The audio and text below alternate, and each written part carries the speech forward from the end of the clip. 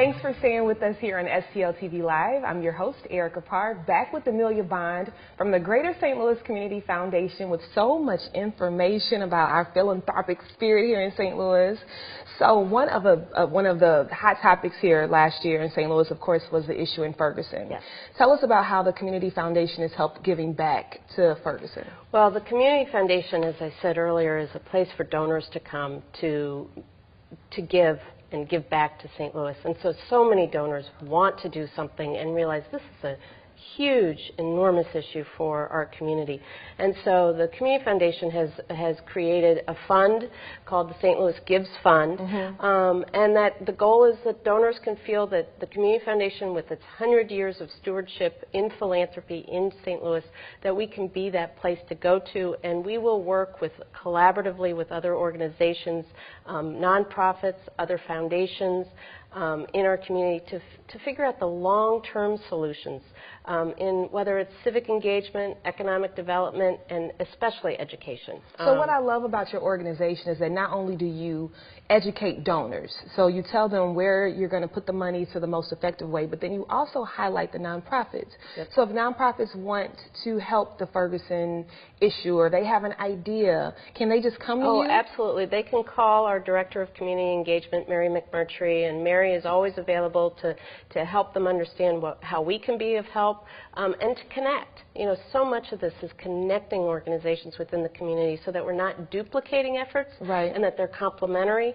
and that we're really making a difference in the long-term goals of solving so many of these problems that are at the root cause of St. Louis and you know, our issues that have been long-term, and everyone wants to make a difference. Right, right.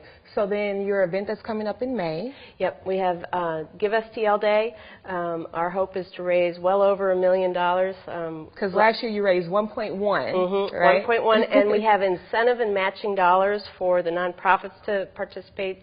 They got new donors last year. It's just a lot of fun, and it's just 24 hours. It's a 24-hour online day. It's just a click and a give. Exactly. So if they give, what day is it? May 5th. If they give May 5th, then some of the money could go to the Ferguson Fund as well? Well, no. In this case, the nonprofits are raising for themselves, and we are. The Community Foundation is really we're providing this day of giving to connect donors with all the nonprofits and bring our community together. So good. So people need to spread the word, help them celebrate their 100th birthday. Yep. And so what's the website if they want to give on May 5th? Well, so the May 5th website is givestlday.org.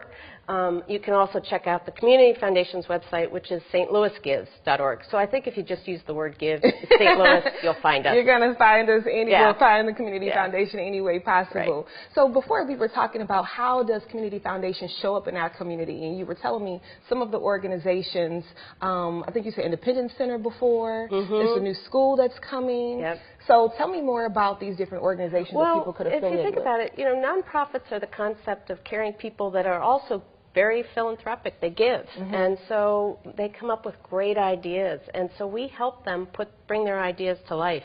A great example is we have a donor who had created a website for, quite frankly, depressed teens feeling kind of blue, and it's gone nationally, and Provident here in town is the administrator of this online source for kids today. There's just so many endless stories. What's your favorite, Amelia? Well, I have two favorites. First of all, since we're talking about our 100th birthday, our oldest fund is actually older than we are. It came to us in the 1950s, and that's Edward Burdell created a fund in 1894. Okay. And he wanted Bibles distributed for free on the streets of St. Louis. And so today, the St. Louis Community Foundation makes sure that Bibles are distributed for free in St. Louis for Edward Burdell. And then we have another fund, the Lucille Papendick, who wanted to support the arts and culture, especially for kids and children. And Lucille Papendick, you may remember the story last year of the kids in Normandy that went up to Carnegie Hall. Lucille Papendick made that happen. That's awesome. I love it. It makes me so proud to be from St. Louis. Yeah. And you're just continuing these traditions and these hopes and dreams of a philanthropic heart for 100 years. Yeah, well, St. Louis, as you said, is so philanthropic, and we just love the stories and love being a part of it at the Community I love Foundation. it. Okay, give the website one more time and the day. Give STL Day on May 5th, and nonprofits sign up now. That's exactly right. So thank you so much, Amelia. Thanks. I love talking to you about it. When we return on STL TV Live, we'll chat it up with authors Shadris Denise and Johnny B. We'll be right back after this break. Stay tuned.